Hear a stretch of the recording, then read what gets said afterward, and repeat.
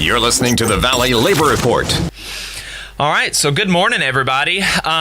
Let's David, if you want to come over here, because this was your guest, so or you're the one that booked him. So I'm going to be switching spots with David here in just a second. But we have got Austin Kaiser from Obed, Edom. You will recognize him if you are an online listener. Their music is the music that brings us into the show every weekend. So Austin, thank you so much for allowing us to use your music, and thank you for coming into the studio and talking with us today. And David's going to take it over for here. Thanks, Austin. Thanks, David. Thank you. I'll take it over from here. What a cluster to start the morning. How are you doing, brother?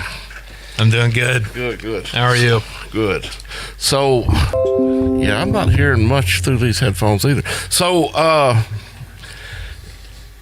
I guess where do you want to start? I was kind of hoping to start with your influences, because like when we reached out last year early on,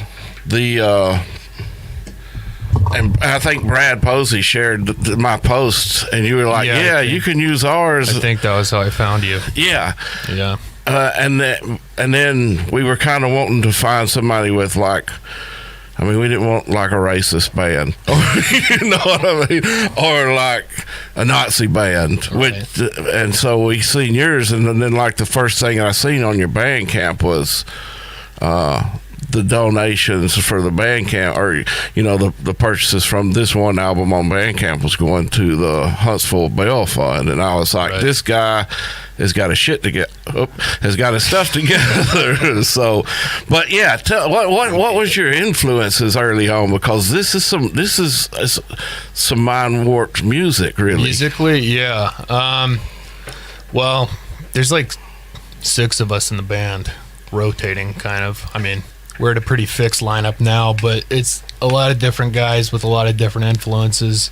I mean, I think we all tend to kind of, go for the same kind of left field sort of stuff, but obviously there's common touch points with like Pink Floyd and everything, that everybody likes that kind of stuff, more the like Uma Guma, the kind of like long form psychedelic stretched out stuff. That was kind of like an obvious touch point for everybody.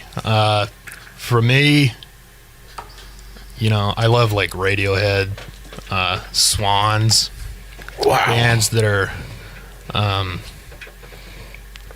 don't know, take a different approach to the structure of songs, I guess. So they're not necessarily always just having the standard verse chorus thing. It could be like a 15-minute long build up to something. And that's a big part of it, I think, is kind of the live experience was something that we think about a lot.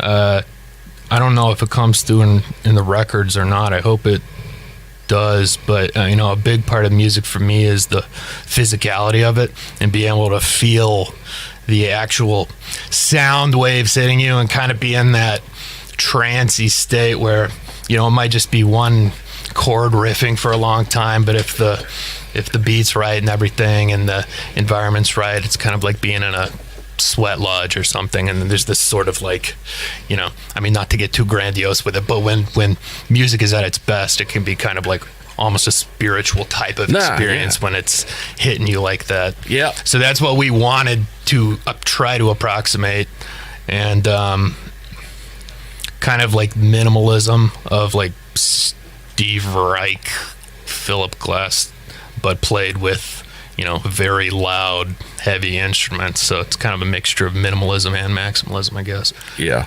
Structured minimally. Yeah. That's pretty cool. And it's strange because the ones that I really enjoy, that whenever I first started going through your collection, that I kind of, thought, hey, these guys are listening to this. Like my favorites were Ohm or Sun, right, or Baroness. It sounds like, yeah, those are all great. Yeah, but so you didn't even mention those, but it kind of goes to show you that different influences kind of are all combined there, and I guess generational, the difference. I mean, I saw Sun a couple years ago, so yeah, they're definitely not like unfamiliar to me. They were playing in a cave. Yeah, that venue up in Tennessee, Pelham, the Caverns. Yep, saw them there. That was a pretty cool experience. That was before the pandemic and everything. It was 2019, I think, but it's a big cavern venue, and yeah, they're like kind of thought of as one of the loudest bands on the planet, but it's not like punishing because there's no drums or anything. It's just like a very loud, long, sustained, like heavy drone that you just like feel in your chest. So yeah, but that seems like y'all are kind of going with the same type idea of it. Right. Of you get into this, like you said, it's almost spiritual, and you kind of move out of your mind for a second and feel everything coming in, and even with this latest one that you released this past week was kind of the same way. It's that was a very that song's mostly like electronic. Actually, there's very little guitar or anything on there. It's mostly synthesizers. But yeah, it goes for the same kind of thing, where it's just sort of this, you get sucked into it, and then it's very rhythmic and repetitive, and I don't know, you have to be in a mood for it, I guess, but or maybe it puts you in the mood for it. Yeah, maybe. It's definitely not going to be for everybody. I mean, that's probably one of the weirder ones that's going to be on our album that we're putting out. We're putting out our first actual full-length album that we're slowly in the process of recording. We've been recording it in our own studio since August of last year, and I don't know when we'll be done with it, but that was the first track from it. I don't know if I'd even call it a song necessarily, but it's the first track that was kind of at a state that we could share, but probably not much else on the album is going to sound too similar to that. We're kind of going all over the place with it. We're trying to incorporate some jazz influence too on other things, which might be haphazard, but we're going to try to do it. No, I don't think anything's haphazard when it comes to music. I mean, that's the reason people listen. They want to experience something that they hadn't experienced before. I think most people that actually enjoy music, so you got people that listen to the radio and it runs in the background, and then you got people that get into the music and lose themselves, and y'all's music is that type. Right. It's not necessarily easy listening type stuff. I mean, I don't want to sound too like trying to be too academic with it or congratulatory. It's it's just, if you're listening to certain kinds of bands, they're a very intentional sort of listening. It's not something you'd listen to if you're undecided, if you'd rather be playing ping pong or something. But if you have the mindset for it and want to put on headphones and take a walk and specifically be listening to music, it's, I guess, for that kind of person. Yeah, I mean, that's pretty cool. Adam, I have no clue what kind of time. Where are we at on no commercials? Oh, that's right. Yeah, you're good. No commercials this morning, so cool.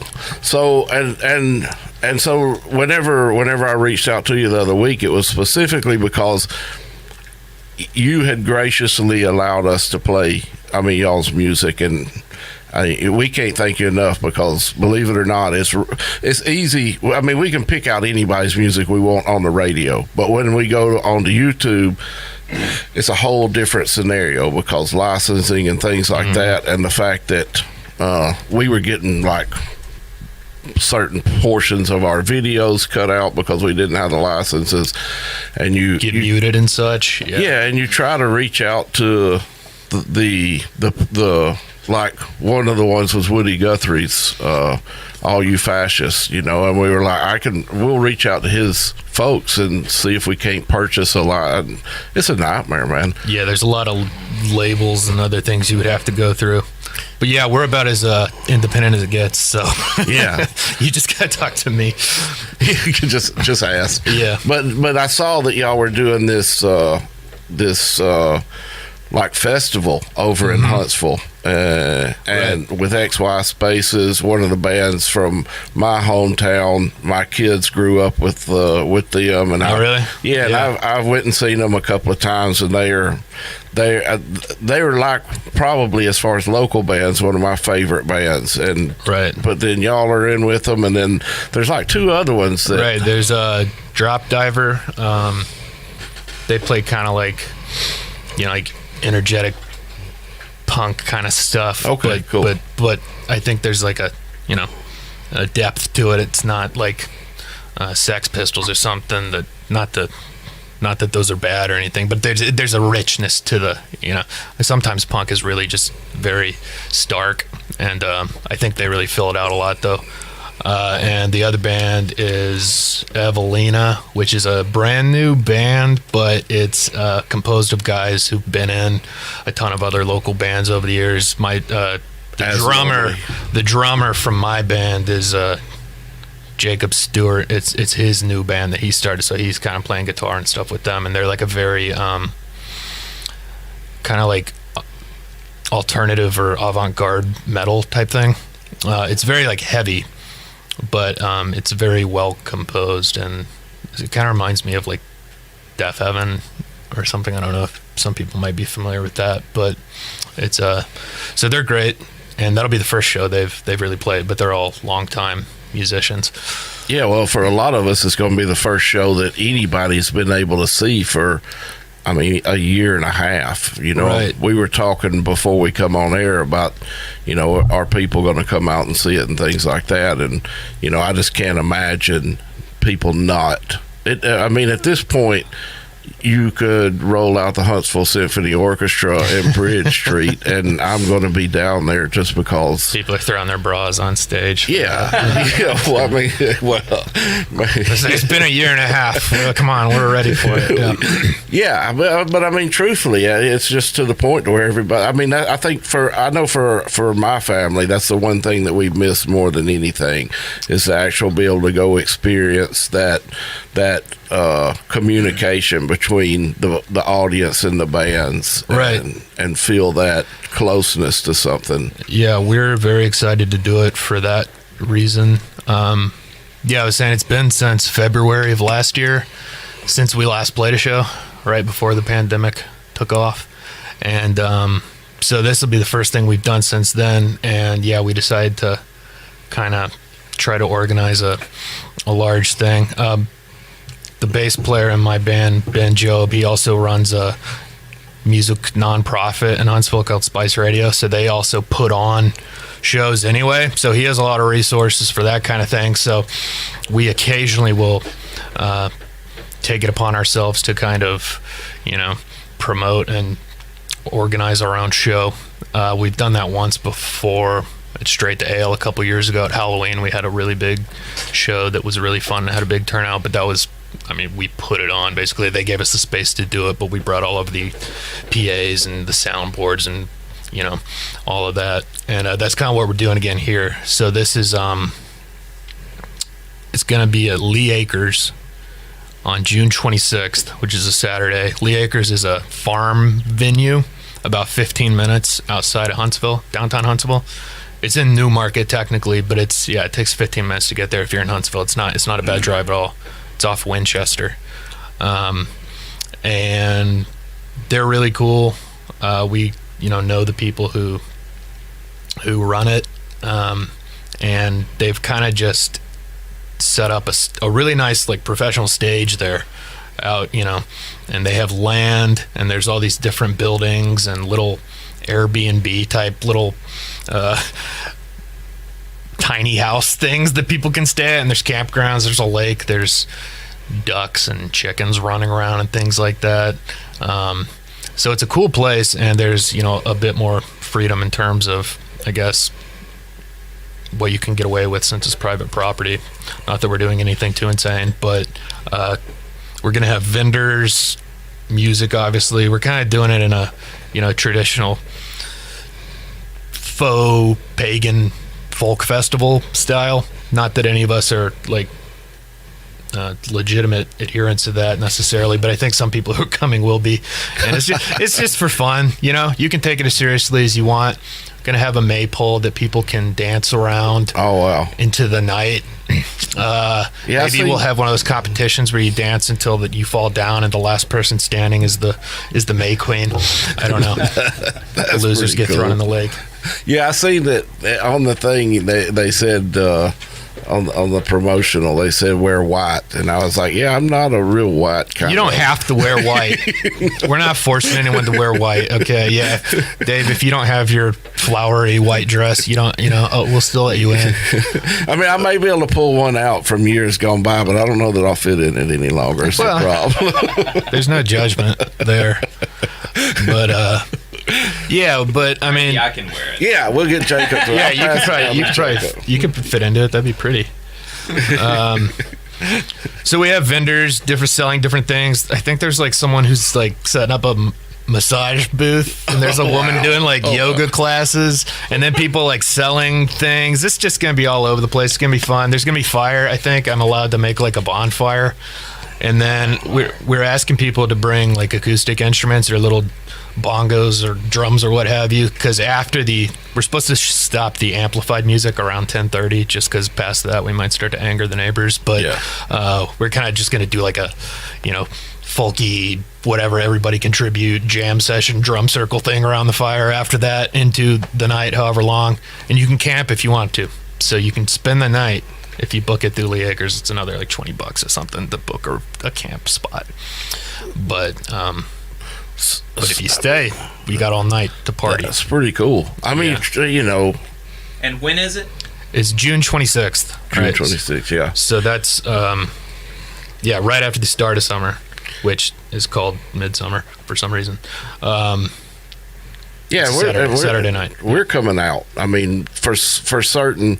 My wife, it's kind of hit and miss with her, but I hope she'll come out with us. But I'm certain that I'll be bringing my daughters out, so we'll be able to get to meet people out there. And it sounds like you're going to have like some after the show, some interactive. Right. Yeah, it's gonna. Yeah, I mean, the music is part of it. It's a big part of it, but it's not the whole thing. It's also just like a community fun thing. And most people probably haven't really done anything like this in over a year. And it's outdoors, so I think it's a pretty safe way to be around a lot of people. Yeah. Relatively, especially if you're vaccinated. I'm vaccinated, so my worry is pretty much done with that segment of it. But if you still want to wear a mask or whatever, you can do that. But I think just make sure it's white with flowers on it. Yeah, exactly. Yeah, make sure it's got flowers. Yes. I'm going to try to find a mask with some flowers on it. That'd be cool. So, yeah. Maybe like one of those old Arab drag, the long flowing.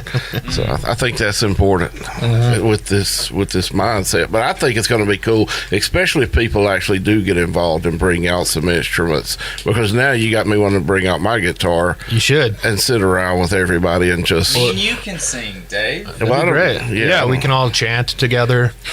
Well, the cool thing is it wouldn't be. It sounds like it wouldn't be just me and Jacob. It sounds like everybody would kind of come together collectively and just. Ideally, it would be like quite a few people doing it. Whatever you have. If you have like a clarinet, a sitar, whatever you have that can be played without being plugged in, we'll just make a big racket. Yeah, that's interesting. Yeah, that's the idea. I mean, all of my kids, we're a musical family. So, like, I don't have. Well, we've got one child. We've got six, and one that decided she really wasn't. She's into music, but she didn't really want to learn to play. But all the rest of them have been through, 4 years of band in high school, and my youngest one, she plays like 7 or 8 different instruments. So I think we can scurry together. Yeah. Well, they sound like they're probably more musically skilled than most of us probably. I'm only a musician through sheer force of will. I don't really know what I'm doing, but luckily I surround myself with people who do have some idea, and I try to speak in abstracts to them, and they're like, oh, he's saying that let's do this, and actually put it in musical terms. Yeah, well, I mean, I don't think, you don't give yourself enough credit, because the intro music that we use, man, it's like, to me, it's some of the best music that I've heard. Whenever I heard it, I was like, I just can't believe that this band is not taken off, because, I mean, it's really, there's a lot of depth to it that you don't hear in a specific genre, and it don't fit into a specific genre, but right. Well, thank you. And we changed it up too. I don't know what genre we are. Sometimes it's close to something, and then sometimes it's not. Like I said, every song's going to be kind of different, especially on this next thing. But yeah, and I'm really interested to see how it goes live, because like I've listened to everything that you've got, and I'm like, I don't know how you can recreate that, but I guess it's just, this is organic. You just kind of move with. Yeah, most of the stuff we're gonna be playing is new stuff. That's not. I think we're playing like 1 or 2 songs off of the thing that we had released previously, but we usually are kind of always doing something new. I mean, we only play shows, even back before the pandemic, we'd only play shows every few months or something. So we would kind of end up doing something completely different every show. I'm sure if we were playing more frequently, we would have like a regular set list or something. But as is, it was kind of like we were writing new stuff in between every show, and it was kind of different every time. But yeah, it will be interesting to see how we pull off some of it. We are planning to play that weird one that we put out the other day. So are you going to try to play that, or is that just going to be like, are y'all going to bring it in pre-mix and play it? No, it's going to be on a I don't know what it's like a sampler machine kind of, but I mean, all the different elements of it are mixed and done live and triggered however we want to do it. It's not just like hit play on the thing. I got you. But that is kind of the weirdest one, yeah. So everything else is done with, more traditional instruments, but that's the only one where a lot of it is going to be kind of like samples and sequences of stuff that we've previously recorded, but we're mixing them in live, and then there will be real instrumentation over top of them as well. But yeah, it'll be interesting to see how that goes. Yeah, well, I mean, even hopefully it's okay. Yeah, I mean, I don't think it can't go okay, because it's your music, and it's what you're wanting to convey to people. Right. So it just depends on whatever you're feeling at the moment is kind of where it's going to go. And I think that's cool. I think that's probably the best type of music to listen to, is when you're sitting there and interacting with the audience, and the audience is giving you that energy back, and you're like, not right yet. Yeah, yeah. We that is a big part of what we want to do too, and try to do, is to have like an element of improvisation in the live shows. Not that it's like completely improvised, but in terms of how long we're gonna do a certain passage. You can write it out as long as it feels right. Yeah, as long as exactly. And then shift at the right moment. Yeah. And build that crescendo up. And I Right. think that's amazing. Adam just said we got like 2 minutes left. Cool. So if you will kind of touch on this, where we're going to be. And I don't know, I mean, I'd love to see Jacob and Adam out there, but I can guarantee you, barring like, she's gonna be there. Who? Moon said, so there you go. My wife will be there, and then Awesome. we're going to. Yeah, it's the venue. If you want to look it up, it's called Lee Acres, Leigh Acres. Yeah, it's in Newmarket. It's right near like Winchester, off of there. So if you're coming from Huntsville, you go over Chapman Mountain, turn on Moore's Mill, then turn right on Winchester, and you go down there for a few miles, and then it's down there. It's just a private area, but it's country road. You pull off, there's plenty of parking, and if you do want to get with the venue, you are allowed to camp out that night, so you can party as hard as you want and stay there, and you're good. It's BYOB. Am I allowed to say that? Yeah. Yeah. Yeah, man, that's important. Yeah. So you can. And you're gonna have are you gonna have food vendors as well? Yeah, I think we're trying to get a couple food trucks or something. But Get David to set up. Yeah, I don't know about that. Not after I ruined that barbecue last week. Man, You got a that was smoker? me. Yeah. That was Yeah. me, man. Yeah. tries to act it up. You call the principal J-Rig, act it up. You call the boys, tries to act it up. You call the principal J-Rig, act it up. To the Valley Labor Report. My name is Jacob Morrison, here with my co-hosts and fellow agitators David Story and Adam Keller. We are talking to Austin Kaiser from the band Obed Edom, and we've been talking about an event that they're going to be putting on June 26th at Lee Acres. This sounds like it's going to be a lot of fun. It's going to be BYOB. If you want to camp out that night, you can pay $20 and you can stay the night there. It's going to be a lot of fun, and we're going to be wrapping up our conversation with him and getting an update on the miners' strike here in just a second. But I was curious, Austin, if you could tell us about about your name. That's always something that I like to know from bands. Is like, oh, you know, what was the inspiration for your name? Like, why did you choose Obed Edom? Well, mostly because we thought it sounded cool and and abstract. It doesn't. I don't know. It's kind of like when you hear it, you don't necessarily have any preconceived notions of what that band might sound like, and so we liked that element of it. It was me and my friend David kind of started the band, and we had been just kicking around just like dozens and dozens of ideas of names, and he pulled that one out. That's a thing from, it's some obscure character in the Old Testament who was like some kind of non-Jewish guardian of the Ark of the Covenant or something. And I can pretend that there's some deep connection to our music through that, but really he just pulled that name out and we thought it sounded cool. It reminded me of like Amon Amarth or something, you know, just some like vague kind of spooky cool sounding name, and so that's what we went with. Are you guys all from Huntsville area, like North Alabama? Yep. Yeah, we've all at least lived in Huntsville for most of our lives. I mean, I've known most of these guys for years and years and years. Some of them I played in other bands with, 10 years ago. So we just kind of hadn't been doing much. I mean, a lot of them are in other bands as well, but a few years ago we kind of reconnected over, hey, let's do something together and kind of make a little more free form and long form and strange, and just kind of see if we can push some buttons. So we've been doing it ever since then.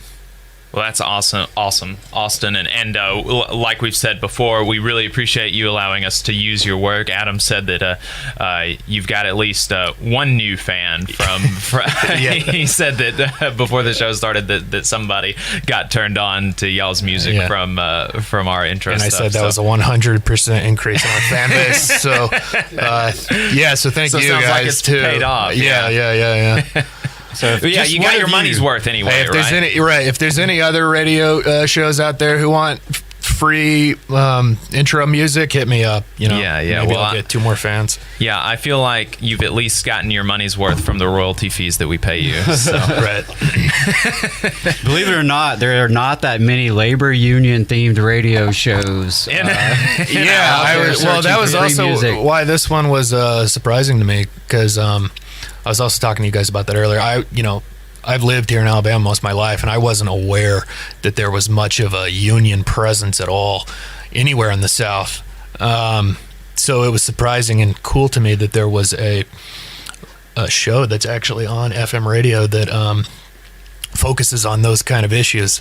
So yeah, I'm happy to have our music associated with it. I think you guys do good work, and I'm glad you do it. I appreciate it, Austin. Thank you very much. And so anything else you'd like to say before we wrap? Not particularly. Come out to the show June 26th. Hope to see you guys there. We're going to have fun. Thank you guys. All right. Yeah, Austin, I'm going to plan to be there. if you want to see what we're up to throughout the week and get our snide quips about the news of the day, then you should follow us on social media. We're on Facebook at facebook.com/The Valley Labor Report. We're on Twitter at Labor Reporters. I'm on Twitter at JacobM_DayL. And if you missed part of the show and want to go back and watch it later, you can search YouTube for The Valley Labor Report and subscribe to our channel. You can go back and watch the full show there. And we also clip segments and release them throughout the week so that if you don't want to watch the full show, you can just select a topic and see what we have to say about that. We also upload the program on more than 11 different podcasting apps. So to see if we are on your listening platform of choice, go to thevalleylaborreport.transistor.fm/subscribe. We've got a website where you can buy our hats and our stickers, thevalleylaborreport.org. And finally, if you appreciate our work and want to help us stay on the air, then consider throwing us a couple dollars a month on patreon.com/thevalleylaborreport.